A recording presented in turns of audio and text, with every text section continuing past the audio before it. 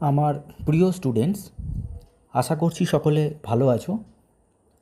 আগের দিন আমি তোমাদেরকে দ্য নাইট ট্রেন অ্যাট দেউলির যে প্লট এবং ক্যারেক্টার্স সেইগুলোকে একটু বিশ্লেষণ করে সেগুলো সম্পর্কে হালকার ওপর একটা পরিচিতি দিয়েছিলাম, যাতে করে গল্পটা পড়ার সময় তোমাদের সাহায্য হয়, বুঝতে সুবিধা হয়।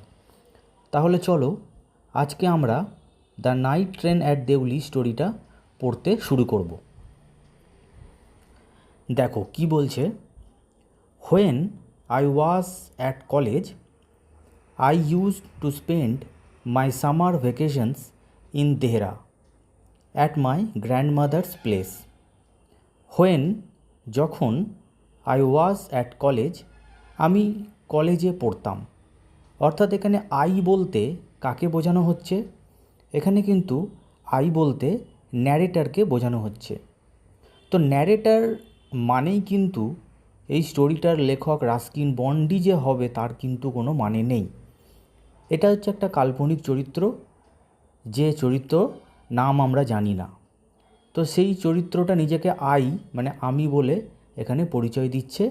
তার মানে এইটা হচ্ছে first person point of view, যেটা আমি আগের দিনকে শিখিয়েছিলাম। তো when I was at college, যখন আমি কলেজে পড়তাম, I used to spend my summer vacations in Dehra, আমি আমার গ্রীষ্মের ছুটিগুলো কাটাতাম দেহরাতে। তো এই দেহরা হচ্ছে দেহরাদুনের একটা কাল্পনিক স্থান, পাহাড়ি এলাকায় ঘেরা একটা হিল স্টেশন দেহরা। সেইখানে ন্যারেটর তার যে গ্রীষ্মের ছুটি সেইটা কাটাতো। অ্যাট মাই গ্র্যান্ডমাদার্স প্লেস, আমার ঠাকুরমার বাড়িতে। তো দেহরাতে ন্যারেটারের ঠাকুমা থাকেন, সেইখানে তিনি তার গ্রীষ্মের ছুটি কাটান। I would leave the plains early in May. I would leave, তিনি ছেড়ে যেতেন দ্য প্লেন্স। প্লেন্স মানে এমনি সমভূমি, কিন্তু এইখানে তোমরা একটু মেনশান করে রাখো, লিখে রাখো, এখানে প্লেন মানে কিন্তু দিল্লিকে বোঝানো হচ্ছে। অর্থাৎ ন্যারেটর দিল্লি ছেড়ে দেহরার দিকে আসতেন, তিনি দিল্লিতে থাকতেন। তো তিনি দিল্লি ছেড়ে আসতেন ইন আর্লি ইন মে, মে মাসের একদম প্রথম দিকে। And return late in July, এবং জুলাই মাসের একদম প্রায় শেষের দিকে তিনি আবার ফিরতেন। অর্থাৎ মে, জুন, জুলাই এই 3 মাস তিনি তার ঠাকুরমার বাড়িতে থাকতেন। তো এই প্রত্যেকটা ইনফরমেশান, প্রত্যেকটা লাইনের পুঙ্খানুপুঙ্খ কিন্তু তোমরা আন্ডারলাইন করে রাখো, কারণ এবারে তোমাদের যে প্রশ্ন হবে সেটা কিন্তু আর স্কুল করবে না, করবে কিন্তু কাউন্সিল। আর এবারে তোমরা যে মার্কস পাবে সেটাই কিন্তু তোমাদের হায়ার সেকেন্ডারির একদম ফাইনাল মার্কস। তাই প্রশ্নের ইনফরমেশন নিয়ে কিন্তু কোনো রকম কোনো অবহেলা করলে চলবে না।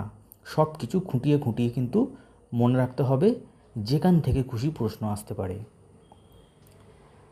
দেউলি ওয়াজ a small station.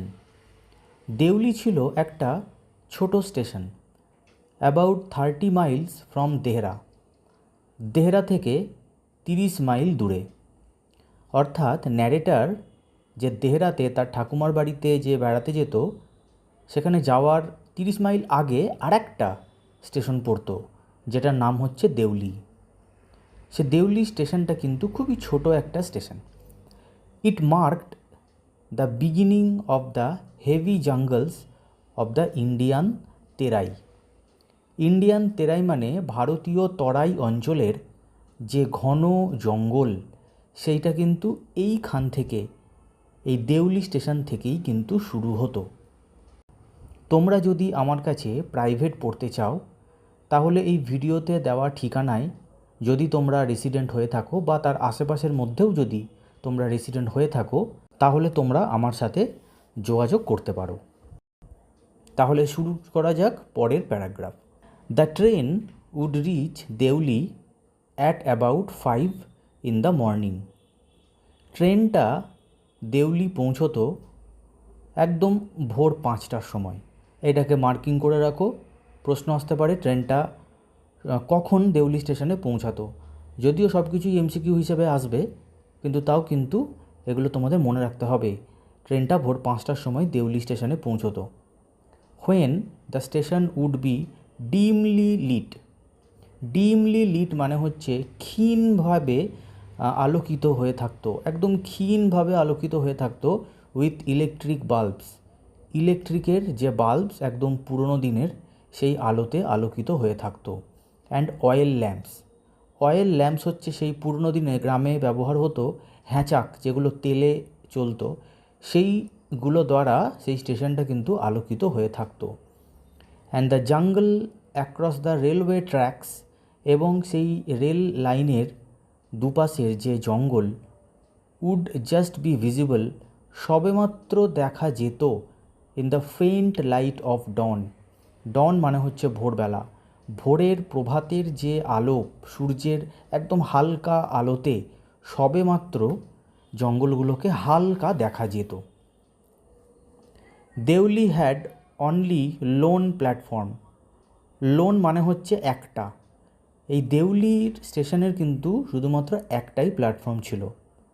An office for the station master.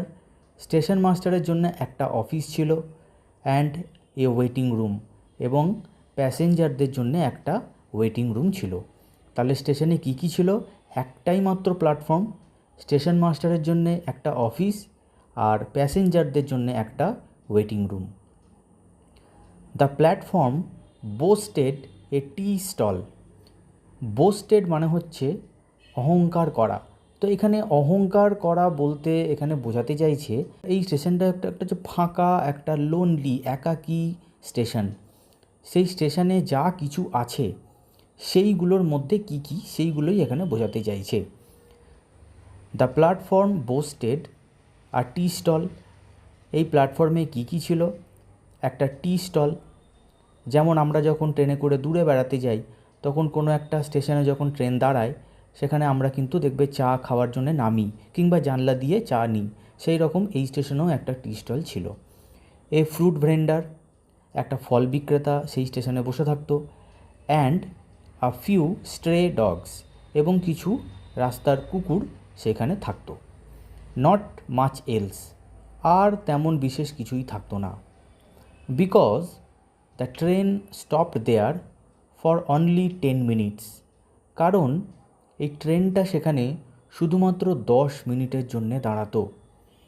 Before rushing on into the forest, জঙ্গলের পথে ছুটে যাবার আগে।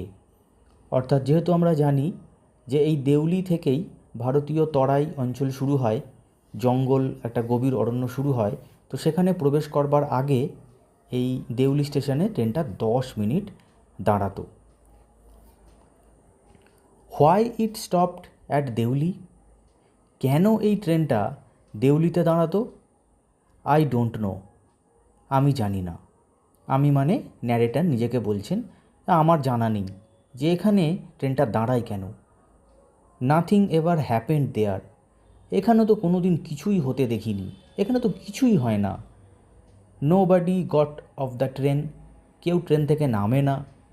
And nobody got in, আর ট্রেনে কেউ ওঠেও না। There were never any coolies on the platform. প্ল্যাটফর্মে কোনো দিন কোনো কুলিও দেখা যায় না, কোনো ব্যস্ততাই নেই। But the train would halt there a full 10 minutes. কিন্তু ট্রেনটা সেখানে একদম পুরোপুরি 10 মিনিট দাঁড়াতো। And then a bell would sound, আর তারপরেই ঘন্টা বাজত। The guard would blow his whistle. ট্রেনের যে গার্ড, যিনি একদম পেছন দিকে থাকেন, তিনি তার হুইসেলটা বাজাতেন। And presently Deoli would be left behind and forgotten. এবং সেই দেউলি স্টেশনকে পেছনে ফেলে রেখে ট্রেনটা সামনের দিকে দৌড়ে চলত এবং দেউলিকে সবাই ভুলে যেত। আই ইউজ টু ওয়ান্ডার, আমি খুব অবাক হতাম, হোয়াট হ্যাপেন্ড ইন দেউলি, যে দেউলিতে হয়টা কি। বিহাইন্ড দ্য স্টেশন ওয়ালস, ওই স্টেশনের দেওয়ালের পেছনে। I always felt sorry for that lonely little platform. এই একাকী ছোট্ট প্ল্যাটফর্মটার জন্যে আমার খুব কষ্ট হতো। And for the place that nobody wanted to visit. এবং এই জায়গাটার জন্যে খুব কষ্ট হতো, কারণ এখানে কোনো দিন কেউ বেড়াতেই আসে না। I decided that one day I would get off the train at Deuli. আমি ভেবে নিয়েছিলাম যে একদিন আমি দেউলিতে ট্রেন থেকে নামব। And spend the day there. এবং একটা দিন সেখানে কাটাবো, just to please the town. শুধু এই শহরটাকে খুশি করার জন্যে। I was 18। আমার বয়স ছিল তখন 18। দেখো, এই প্রথম ন্যারেটর সম্পর্কে একটা ইনফরমেশন পেলাম যে তার বয়স হচ্ছে তখন 18।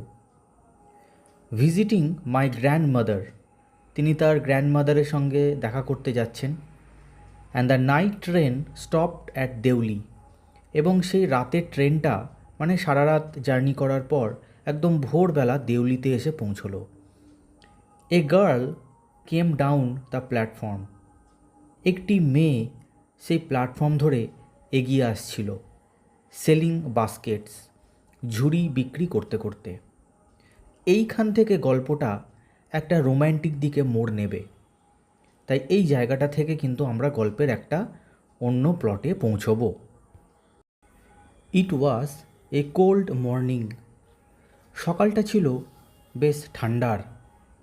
And the girl had a shawl thrown across her shoulders.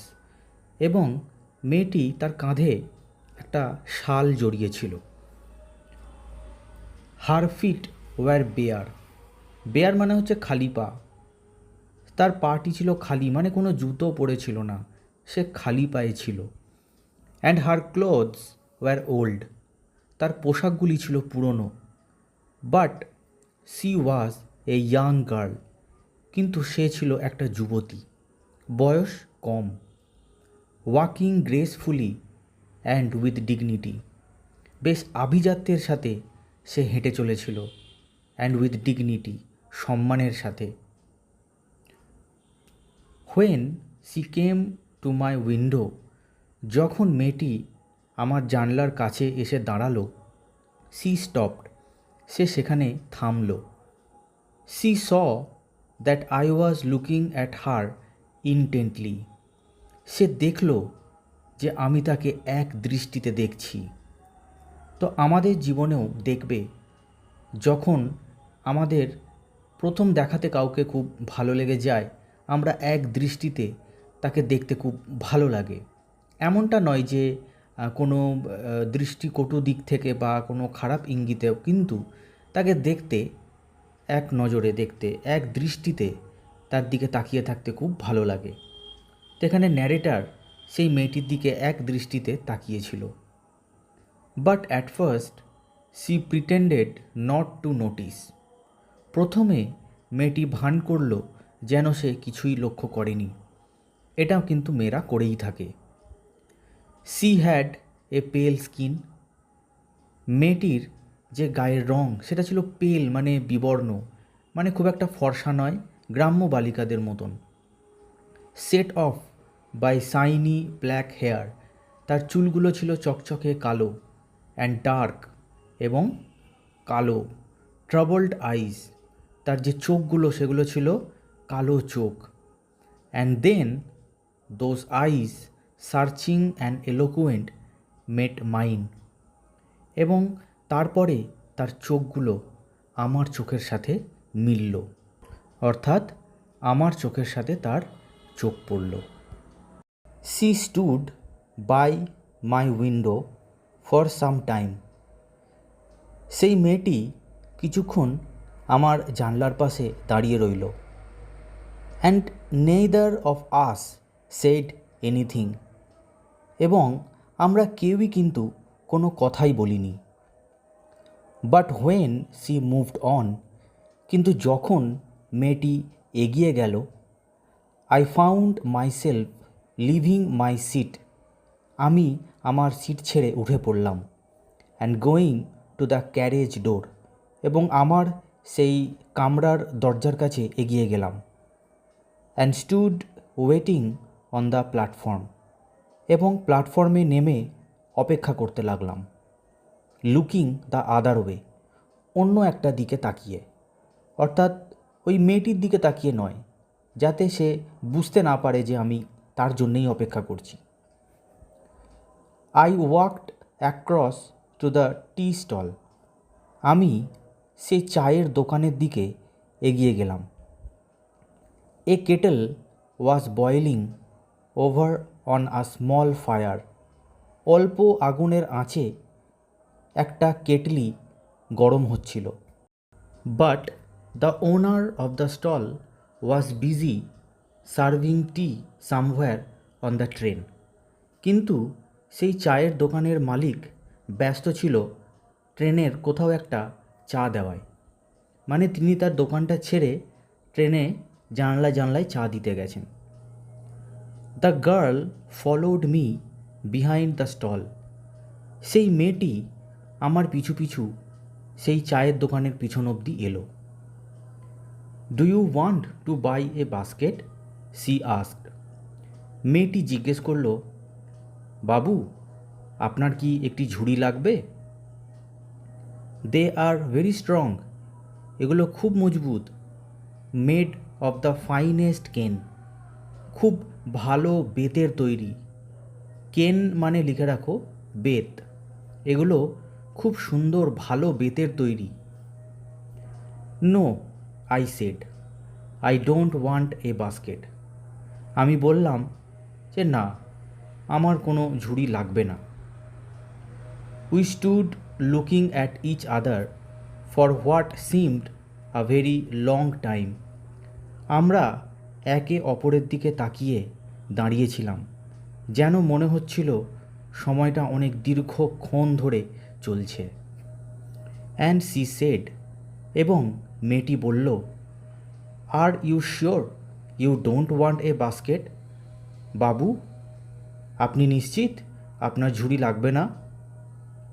কত ভালোবেসে ন্যারেটরকে বলছে একটা ঝুড়ি নেওয়ার জন্যে। যদি আমাকে কেউ এত সুন্দরভাবে একটা ঝুড়ি কিনতে বলতো, আমি তো কিনে নিতাম। তো যাই হোক, এর পরে কী হচ্ছে দেখা যাক। All right, give me one, এই দেখো ন্যারেটারও শেষ পর্যন্ত বলছে যে ঠিক আছে, একটা দিয়েই দাও। আই সেড, আমি বললাম। And I took the one on top and gave her A rupee, এবং সবার ওপরের ঝুড়িটা আমি নিয়ে নিলাম আর মেয়েটিকে 1 টাকা দিলাম। এই জায়গাটা মার্কিং করে রাখো, এখান থেকে এমসিকিউ আসতে পারে যে ঝুড়িটার বদলে কত টাকা ন্যারেটার মেয়েটিকে দিয়েছিল। তো 1 টাকা দিয়েছিল। Hardly daring to touch her fingers, এমনভাবে পয়সাটা দিয়েছিলাম যাতে তার আঙুলে আমার আঙুলটা স্পর্শ না করে। এটার কারণ কি? যাতে মেয়েটি আমায় খারাপ না ভাবে। আচ্ছা, ছেলেরা তাদের পছন্দের মানুষকে নিয়ে এত ছোটোখাটো বিষয় এত কেয়ারফুল, এত যত্নবান হয়, কিন্তু মেয়েদের কাছে কি ছেলেদের এই ফিলিংসের আদৌ কোনো গুরুত্ব থাকে? ওরা কি ছেলেদের এই চিন্তাভাবনার আদৌ কোনো ভ্যালু দেয়? আমার তো জানা নেই। যদি তোমাদের জানা থাকে তোমরা কমেন্ট করে আমাকে জানিও। তাহলে এই প্যারাগ্রাফে দেখো আমরা স্পষ্ট বুঝতে পারছি যে ন্যারেটারের মনে কিন্তু মেয়েটার প্রতি একটা ভালো লাগা কি ভালোবাসা সেটা কিন্তু জন্ম নিয়েছে। তাহলে এর পরবর্তী প্যারাগ্রাফে চলে যাই, চলো। As she was about to speak, যখনই মেয়েটা কথা বলতে যাচ্ছিল, the guard blew his whistle, তখনই ট্রেনের গার্ড তার হুইসেল বাজিয়ে দিল। সি সেড সামথিং, মেয়েটা কিছু একটা বলেছিল, but it was lost in the clanging of the bell and the hissing of the engine, কিন্তু সেই কথাটা শুনতে পাওয়া যায়নি, কথাটা হারিয়ে গিয়েছিল। In the clanging of the bell মানে ট্রেন ছাড়বার পূর্বে যে ঘন্টার যে ঝনঝনানি একটা আওয়াজ হয় সেইটাতে, and the hissing of the engine অর্থাৎ করে যে আওয়াজটা ট্রেনে হতো, সেই আওয়াজের মাঝে মেয়েটির কথাটা হারিয়ে গেল। I had to run back to my compartment. আমাকে ছুটে যেতে হয়েছিল আমার কম্পার্টমেন্টের দিকে। The carriage shuddered and jolted forward. Carriage মানে হচ্ছে কামরা, কম্পার্টমেন্ট, সেই কম্পার্টমেন্টটা সাডার্ড, ঝাঁকুনির সাথে, সাডার্ড মানে ঝাঁকুনির সাথে, অ্যান্ড জল্টেড কাঁপতে কাঁপতে সামনের দিকে এগিয়ে যাচ্ছিল। I watched her as the platform slipped away. আমি তার দিকে তাকিয়েছিলাম যেমন যেমন প্ল্যাটফর্মটা পেছিয়ে যাচ্ছিল। তাহলে দেখো, প্ল্যাটফর্মটা ধীরে ধীরে পেছিয়ে যাচ্ছে, আর মেয়েটিও তার থেকে দূরে, আরও দূরে হতে হতে চলে যাচ্ছে, আর ন্যারেটার তার দিকে এক দৃষ্টিতে তাকিয়ে রয়েছে। মানে কীরকম একটা বিচ্ছেদের যন্ত্রণার যেন একটা আভাস আমরা পাচ্ছি। She was alone on the platform. মেয়েটি একা প্ল্যাটফর্মে দাঁড়িয়েছিল। And she did not move. এবং মেয়েটি কিন্তু সেখান থেকে নড়েনি। But she was looking at me and smiling. কিন্তু মেয়েটিও আমার দিকে দেখছিল এবং হাসছিল। তাহলে কি মেয়েটির মনেও কি ন্যারেটারের প্রতি কোনো প্রেম বা ভালো লাগা বা ভালোবাসা জেগেছে? এটা আমরা পরে জানতে পারবো, এখনই কিছু ক্লিয়ার হচ্ছে না। I watched her until the signal box came in the way.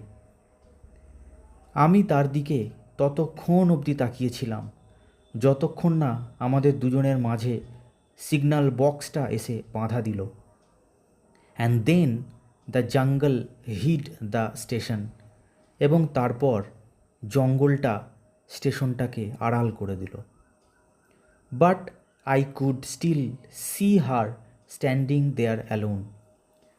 কিন্তু তবুও আমি তাকে দেখতে পাচ্ছিলাম একা স্টেশনে দাঁড়িয়ে থাকতে। তো হয়তো তার কল্পনাতে সে মেয়েটাকে তখনও দেখতে পাচ্ছে।